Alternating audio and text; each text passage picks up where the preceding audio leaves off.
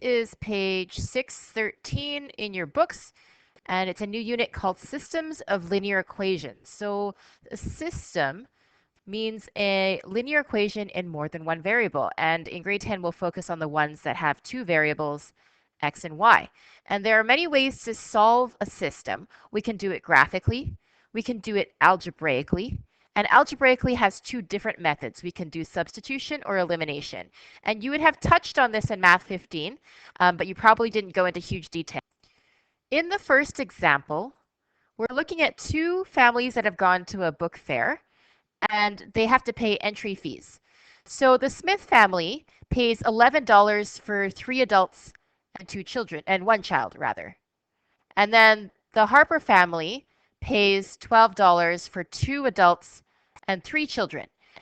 So we are told how many adult tickets and child tickets there are, but we're not told the cost of an adult ticket or a child ticket, and that's what we're going to be looking up. So we can actually model these with equations. And I'll just show you quickly how they came up with these equations.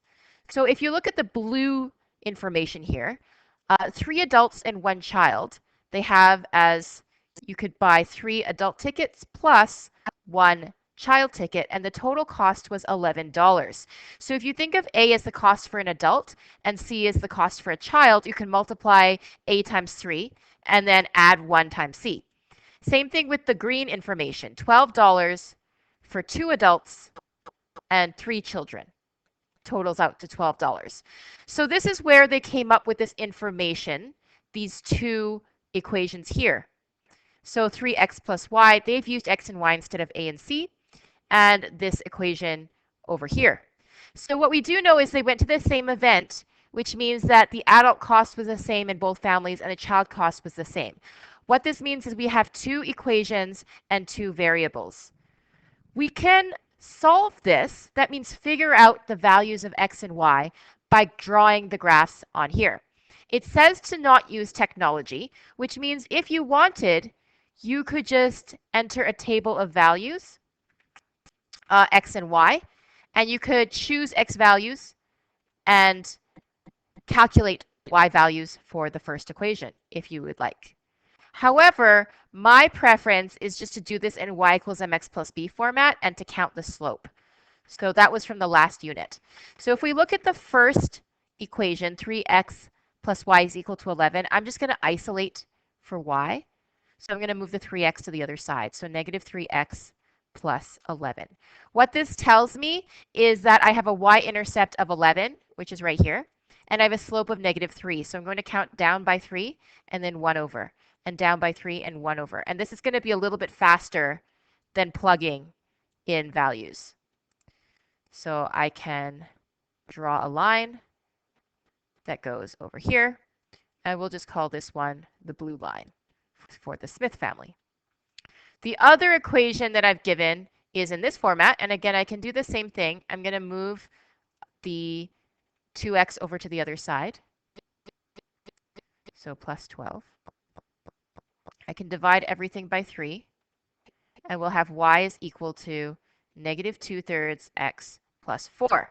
So what that means, if I have a y-intercept at 4, and I can count down by 2 and over by 3 in order to get my slope, like this, down by 2 and over by 3. So then you can connect those dots as well, like so. And that's from the green equation.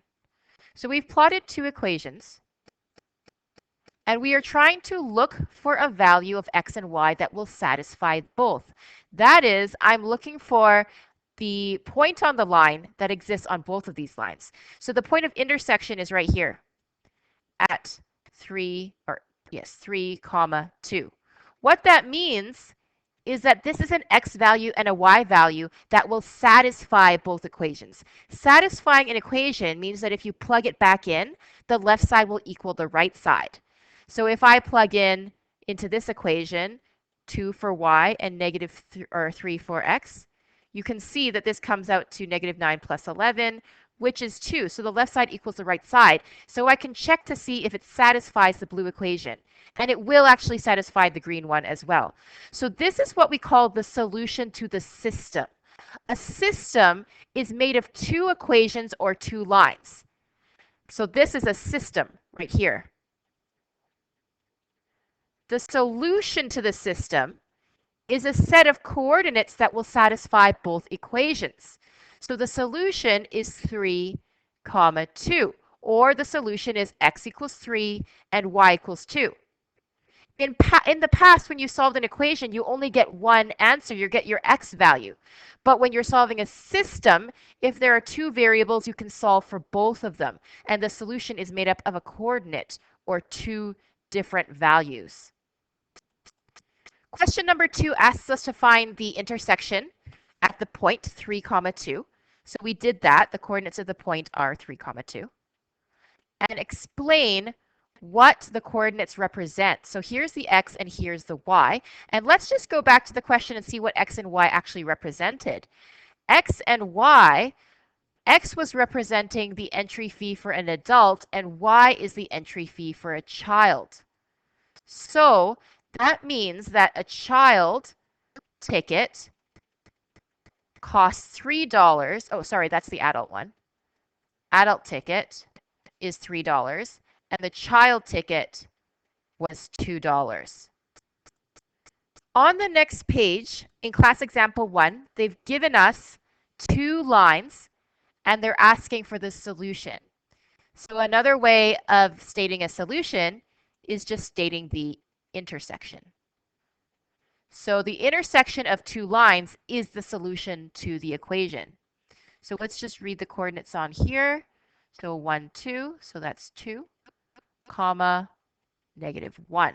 So the x coordinate is 2, and the y coordinate is -1, and the solution as an ordered pair is 2, comma, -1. Class example 2 is asking us to graph the systems without using technology.